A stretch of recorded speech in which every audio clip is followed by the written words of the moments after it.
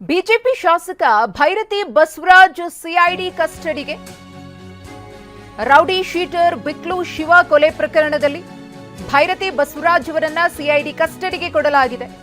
7 ದಿನ ಸಿಐಡಿ ಕಸ್ಟಡಿಗೆ ನೀಡಿ ನ್ಯಾಯಾಧೀಶರು ಮಹತ್ವದ ಆದೇಶ ನೀಡಿದ್ದಾರೆ. ಫೆಬ್ರವರಿ 21ರವರೆಗೆ ಸಿಐಡಿ ಕಸ್ಟಡಿಗೆ ಭೈರತಿ ಬಸವರಾಜ್ 42ನೇ ಎಸ್ಸಿಜೆಎಂ ಕೋರ್ಟ್ ಜಡ್ಜ್ ಆದೇಶವನ್ನ ಕೊಟ್ಟಿದ್ದಾರೆ. ಕೋರಮಂಗಲದಲ್ಲಿರುವಂತಹ ನ್ಯಾಯಾಧೀಶರ ನಿವಾಸದಲ್ಲಿ ಇವತ್ತು ಭೈರತಿ ಬಸವರಾಜ್ ಅವರನ್ನ ನ್ಯಾಯಾಧೀಶರ ಮುಂದೆ ಹಾಜರುಪಡಿಸಲಾಗಿತ್ತು. ಈ ವೇಳೆ ನ್ಯಾಯಾಧೀಶರು ಭೈರತಿ ಬಸವರಾಜ್ ಅವರನ್ನ ಬಿಕ್ಲು ಶಿವ ಮರ್ಡರ್ ಕೇಸ್ನಲ್ಲಿ 7 ದಿನ ಕಸ್ಟಡಿಗೆ ಕೊಟ್ಟಿದ್ದಾರೆ. ಅವರ ಬಂಧನದ ತರುವಾಯ ಪ್ರಪ್ರಥಮವಾಗಿ ಕರ್ತವ್ಯದಂತೆ ತನಿಖಾಧಿಕಾರಿಯವರು ಸದರಿ ಆರೋಪಿತರನ್ನ ಬೋರಿಂಗ್ ಆಸ್ಪತ್ರೆಯಲ್ಲಿ ಹಾಜರುಪಡಿಸಿದಾಗ ಬೋರಿಂಗ್ ಆಸ್ಪತ್ರೆಯಲ್ಲಿ V4 ಮತ್ತು V6 ಹೃದಯಕ್ಕೆ ಸಂಬಂಧಪಟ್ಟಂಥ ಕೆಲವು ಏನೋ ಸ್ವಲ್ಪ ವ್ಯತ್ಯಾಸ ಇದೆ. ಈ ಕಾರಣಕ್ಕಾಗಿ ಇಕೋ ವರದಿಗಳನ್ನು ಪರಿಶೀಲಿಸಿ ಅವರು ಸ್ವಲ್ಪ ಹೆಚ್ಚಿನ ಒಂದು ಸಲಹೆಯನ್ನು ತಜ್ಞ ಸಂಸ್ಥೆಯಾದ ಜಯದೇವ ಆಸ್ಪತ್ರೆಯಿಂದ ಪಡ್ಕೊಳ್ಳಿ ಅಂತ ಅವರು ಅದರಲ್ಲಿ ಶರ ಬರೆದಿದ್ರು.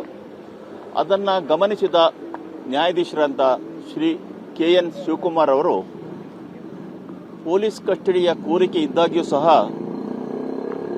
ಆರೋಗ್ಯದ ದೃಷ್ಟಿಯಿಂದ ಆ ಒಂದು ವರದಿ ಜಯದೇವ ಹಾಸ್ಪಿಟಲಿಂದ ಪಡ್ಕೊಳ್ಳೋದು ಸೂಕ್ತ ಎಂದು ಜಯದೇವ ಆಸ್ಪತ್ರೆಯಲ್ಲಿ ಅವರಿಗೆ ಪೊಲೀಸ್ ಕಸ್ಟಡಿಯಲ್ಲಿ CID ಕಸ್ಟಡಿಯಲ್ಲಿಯೇ ಅವರಿಗೆ ಕಳಿಸಲಾಗಿತ್ತು. ಆ ಪ್ರಕಾರ ಅಲ್ಲಿ ಕೂಲಂಕುಷವಾಗಿ ಅವರು ಅವರ ಆರೋಗ್ಯವನ್ನು ತಪಾಸಣೆ ಮಾಡಿ ಇಂದು ವರದಿ ನೀಡಿ ಡಿಸ್ಚಾರ್ಜ್ ಮಾಡಿದ್ದಾರೆ.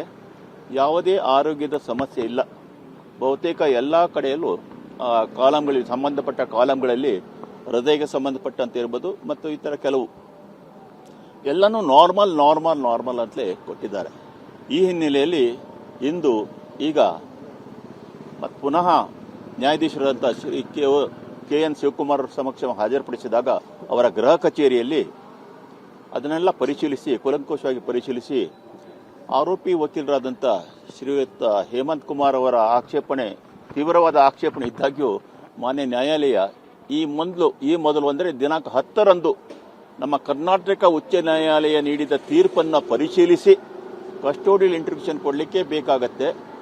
ಮತ್ತು ಹಿಂದೆ ಏನಾದರೂ ತನಿಖೆ ಮಾಡಿದರೂ ಸಹ ಈ ಕಸ್ಟೋಡಿಯಲ್ ಇಂಟ್ರಿಬ್ಯೂಷನ್ನಲ್ಲಿ ಕೊಡಬೇಕು ಎಂಬ ಒಂದು ನಿರ್ಧಾರಕ್ಕೆ ಬಂದು ಎಷ್ಟು ದಿನಗಳವರೆಗೆ ಕೊಡಬೇಕೆಂಬುದು ಒಂದು ಪ್ರಶ್ನೆ ಬಂದಾಗ 4 ದಿನಗಳ ಮಟ್ಟಿಗೆ ಅಂತ ಹೇಳಿದ್ರು. ಆಮೇಲೆ ಪ್ರಕರಣವನ್ನು ಗಮನಿಸಿ ದಿನಾಂಕ 21/2/2026 ಶನಿವಾರದವರೆಗೆ 1 ಗಂಟೆಯವರೆಗೆ ಆರೋಪಿ ಬಸವರಾಜರವರನ್ನ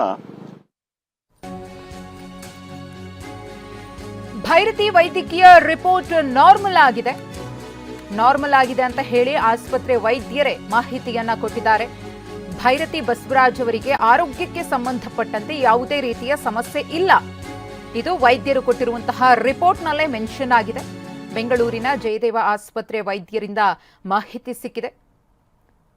ಭೈರತಿ ಬಸವರಾಜ್ ಅವರನ್ನ ವೈದ್ಯಕೀಯ ಪರೀಕ್ಷೆಗೆ ಒಳಪಡಿಸಿದಂತಹ ಸಂದರ್ಭದಲ್ಲಿ ಅವರ ಹೆಲ್ತ್ ರಿಪೋರ್ಟ್ನಲ್ಲಿ ಯಾವುದೇ ರೀತಿಯ ಸಮಸ್ಯೆ ಇಲ್ಲ ಅನ್ನೋದು ಗೊತ್ತಾಗಿದೆ.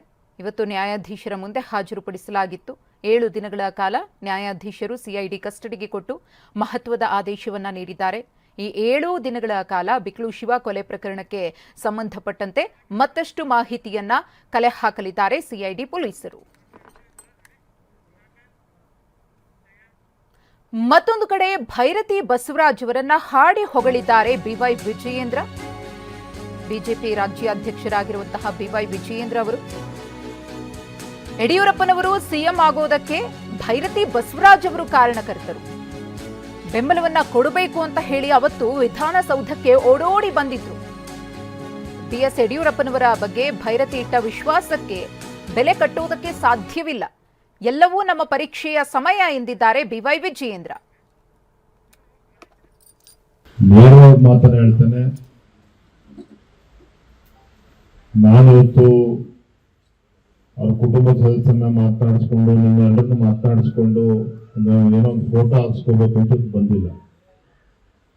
ಯಡಿಯೂರಪ್ಪನವರು ಮುಖ್ಯಮಂತ್ರಿ ಆಗುವಂತ ಸಂದರ್ಭದಲ್ಲಿ ಯಾವ ರೀತಿ ಭೈರತಿ ಬಸವರಾಜಯ್ಯನವರು ಎಲ್ಲಿ ಟೈಮ್ ಮುಗ್ದೋಗ್ಬಿಡುತ್ತೋ ಎಲ್ಲಿ ಬಾಗ್ಲಾಕ್ಬಿಡ್ತಾರೋ ಅಂತೇಳಿ ಓಡೋಡಿ ವಿಧಾನಸೌಧದಲ್ಲಿ ಓಡಾಡ್ಕೊಂಡು ಬಂದಿರ್ತಕ್ಕಂಥದ್ದನ್ನ ರಾಜ್ಯದ ಜನನು ಕೂಡ ನೋಡಿದ್ದಾರೆ, ದೇಶದ ಜನರು ಕೂಡ ನೋಡಿದ್ದಾರೆ.